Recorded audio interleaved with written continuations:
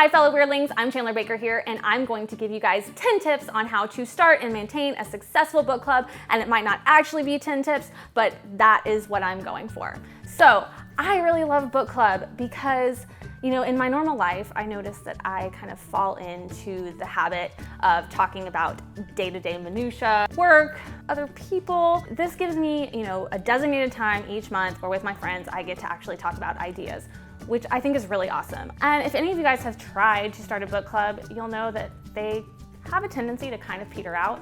I have been a part of several in the past few years, and it's only in the last 2 that I've found one that's really stuck. So first tip is don't just pull from one friend group. I've noticed that if you only take, you know, friends that are already in the exact same friend group and you transplant them into the book club, they're gonna end up talking about the exact same things that they always talk about in regular life, which is not books. So the way I do it is I find a friend where we have, you know, groups of friends that aren't necessarily overlapping, and we try to invite people, you know, from all of our friend groups and bring them together.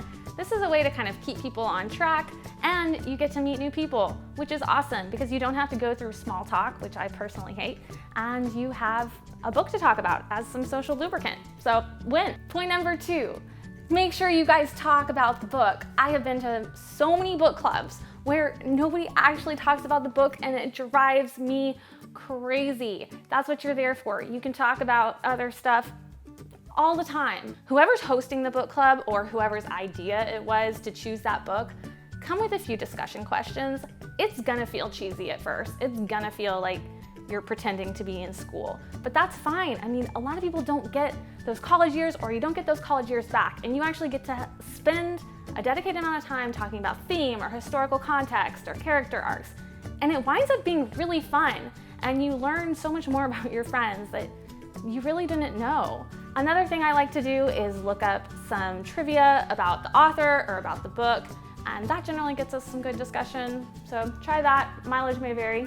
Tip number 3, change it up. Every few months, my book club and I will try to do something different. We will go see a movie of a book we read. We will read nonfiction since we're a primarily fiction book club. We will invite our spouses, or like last month, we had an author Skype in to our book club so we could ask questions about the book we read.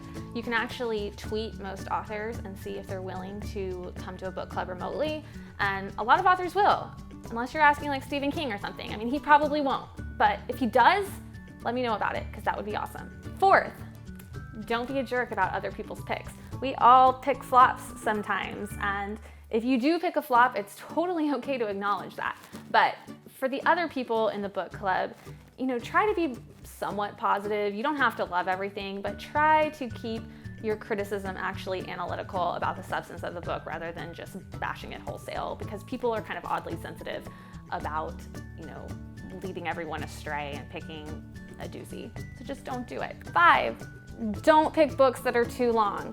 I don't think this is the same as saying dumb it down. It's just setting yourself up for failure. Honestly, every time we pick books that are really long, just not enough people get through them, and it's a pain. Keep it short, keep it sweet. Under 400 pages is usually a good rule of thumb. But 6, every so often, challenge yourself. Twice a year, we'll maybe pick a book that we understand is going to be maybe a bit of a tough read, maybe a little bit dry, something that we wouldn't pick up if we weren't totally peer pressured to do it. But we'll give ourselves 2 months to complete it. So this year we did The Goldfinch, and it ended up being really rewarding. We gave ourselves 2 months. Everyone was actually able to finish it, and we had a great discussion as a result. 7, schedule your next book and the next time you're meeting before you leave the current month's meeting. If you don't, a lot of times people lose momentum, people never really get around to scheduling it, so just nail it down when you guys are all together, and you'll be sure to follow through after. No shaming people for not finishing the book. Everybody gets busy, things happen, you don't finish it, still feel free to come to book club. Nobody should give you a hard time, it happens to all of us. But the first rule of book club is that if you don't finish the book, you risk spoilers, and you have to consent to that. It's just gonna happen, so. Number 9, play with theme. I don't mean literary theme for once, I actually just mean like the theme of the book. Like if you read a book in France, you should have French food, or a book set in the South, it's fun to have comfort food. Don't feel pressured though. I mean, book club does not have to be some big ordeal. You can always have it at a hotel or would you have it at a hotel? But you could. You could have it at a hotel. You look on Pinterest or something and people have these crazy smorgasbords of things, and you can always just have book club at a restaurant or, you know, coffee shop to save yourself the hassle. As long as you're getting together, it's fun. 10. I made it to 10. Really pumped about that. If you guys don't know people that are interested in forming a book club, you can always go to your local bookstore, usually an indie, so an independent bookstore, and they'll have book clubs that you can join. They're just open to the public and they're divided into genres like mystery or sci-fi or fantasy, and you can meet like-minded people and maybe you'll start your own book club outside of that.